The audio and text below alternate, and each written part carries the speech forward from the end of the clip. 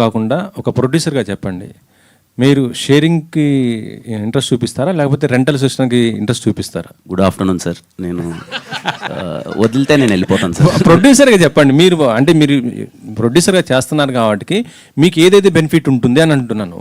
Next మీరు సినిమాలు చేయాలి, రిలీజ్ చేసుకోవాలి. సో ఎలాగైనా మీకు అది ఆ ప్రాబ్లం అయితే మీకు వస్తుంది కదా, అప్పుడు ఎట్లా మీరు దేనికి ఇంట్రెస్ట్ చూపిస్తారంటున్నాను. ప్రస్తుతానికి దీని గురించి నేను ఏమీ మాట్లాడదలుచుకోవట్లేదు సార్. అయ్యో, మీరు ఇప్పుడు ఇండస్ట్రీ మొత్తం గత 2 రోజుల నుంచి జరుగుతుంది ఇదే కదా, 2 హాట్ టాపిక్ అయిపోయింది. ఇటు గిల్డ్ వాళ్ళు, ఇటు తెలంగాణ ఎగ్జిబిటర్స్, రోజు ఇదే డిస్కషన్ జరుగుతుంది. మీరు దీన్ని పక్కన పెట్టేసి నేను అడ్రస్ చేసేంత దీని మీద అంత నాలెడ్జ్ నాకు లేదు. అంటే ఇది చాలా పెద్దవాళ్ళు డిస్కస్ చేసే ఒక థింగ్. నేను ఏదో వెరీ స్మాల్ స్టెప్ సార్. నేను దాని మీద నన్ను ప్రొడ్యూసర్గా అనడం, దీంట్లోకి లాగడం కూడా, అంటే అడగడం కూడా కరెక్ట్ కాదు. సో నేను ఆన్సర్ చేయలేను సార్.